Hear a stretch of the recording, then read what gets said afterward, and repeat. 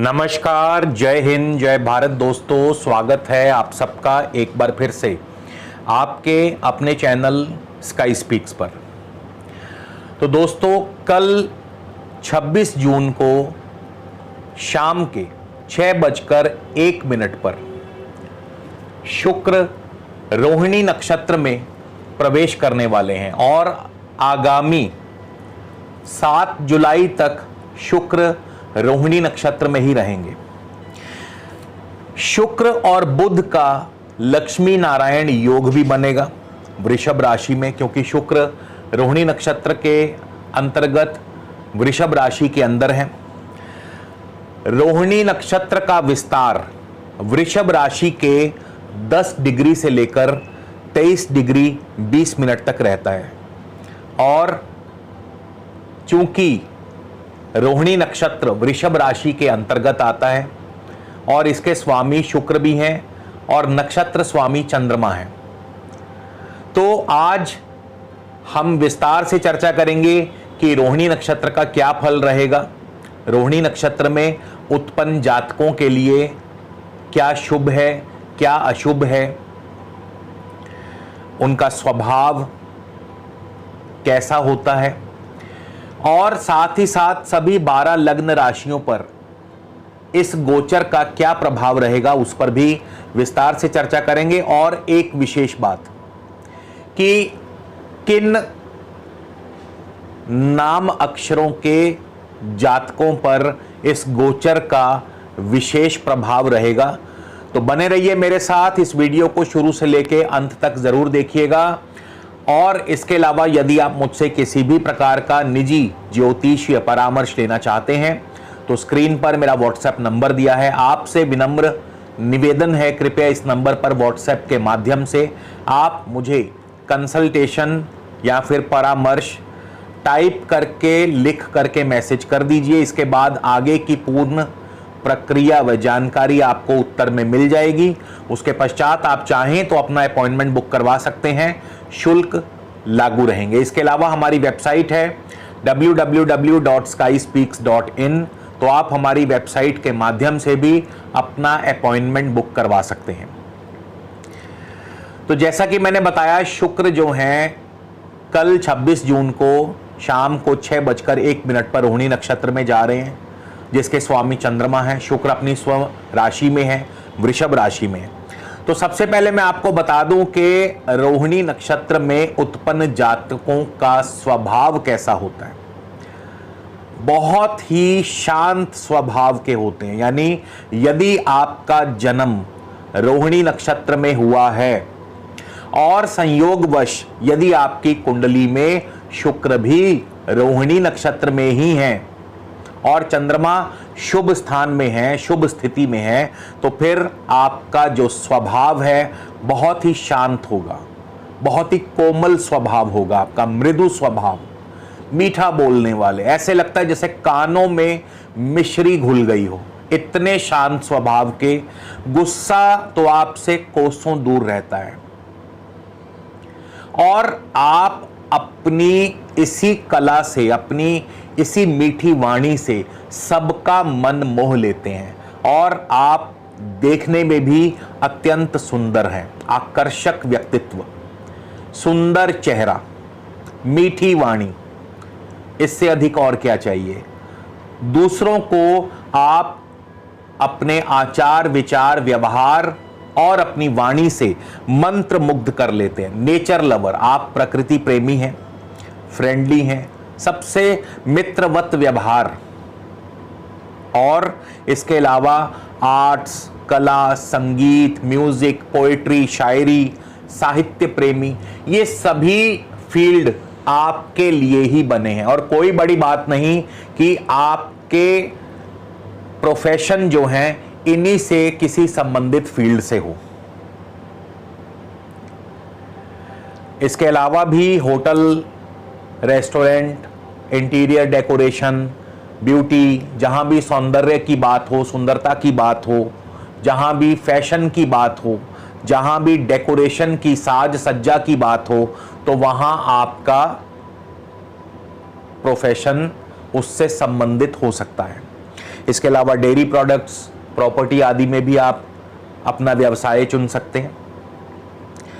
आपको खास ध्यान रखना है अपने चेहरे और अपने गले का, क्योंकि रोहिणी नक्षत्र का जो अधिकार है वो खास करके चेहरा, मुख और गला है।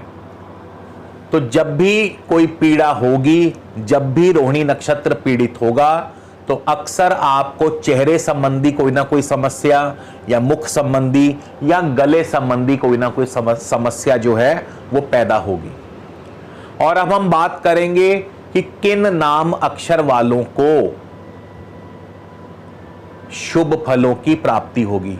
तो यदि आपका जन्म रोहिणी नक्षत्र में हुआ है और यदि चंद्रमा आपकी कुंडली में रोहिणी नक्षत्र में है और साथ ही यदि आपका नाम का पहला अक्षर ओ, वा, वी, वू,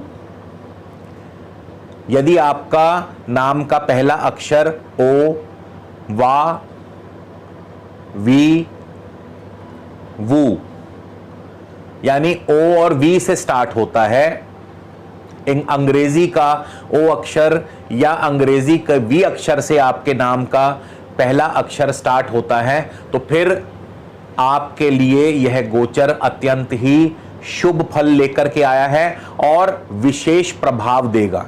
इसके अलावा हम बात करेंगे सभी 12 लग्नों पर इसका क्या प्रभाव रहेगा। तो लगन का ध्यान रखना भी जरूरी है कि आपका जन्म किस लगन के अंतर्गत हुआ है, उसी के आधार पर इसके फल कथन में कई बार भिन्नता आ जाती है।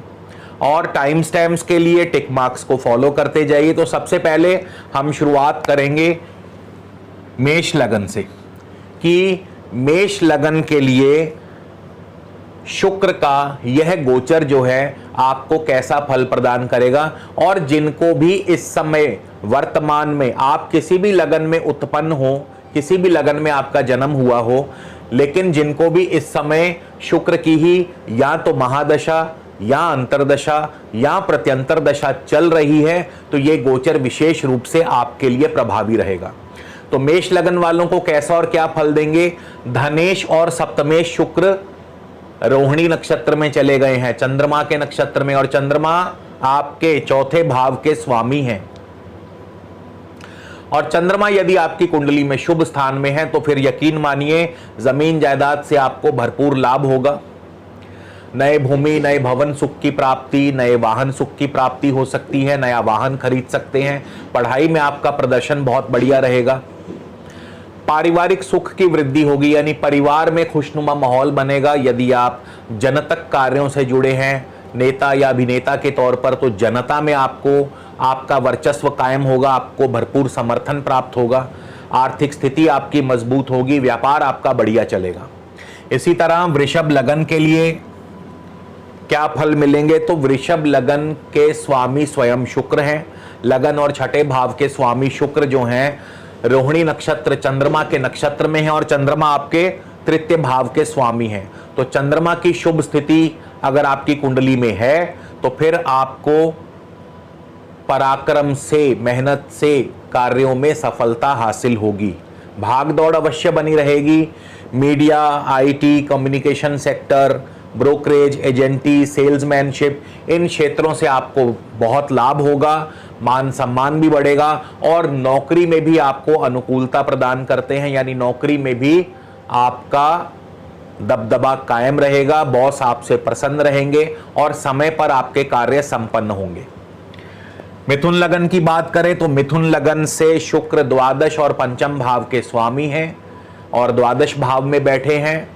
इसके अलावा चंद्रमा के नक्षत्र में, और चंद्रमा धन भाव के स्वामी है, यानी किए गए निवेश से अब आपको फल की प्राप्ति होगी। यानी जो भी आपने निवेश किया, चाहे वो शेयर मार्केट में हो, चाहे वो व्यापार में हो, तो आपको धन लाभ होगा और उससे आपको शुभ फल भी प्राप्त होंगे, पारिवारिक सुख भी प्राप्त होगा, आपकी आर्थिक स्थिति भी मजबूत होगी।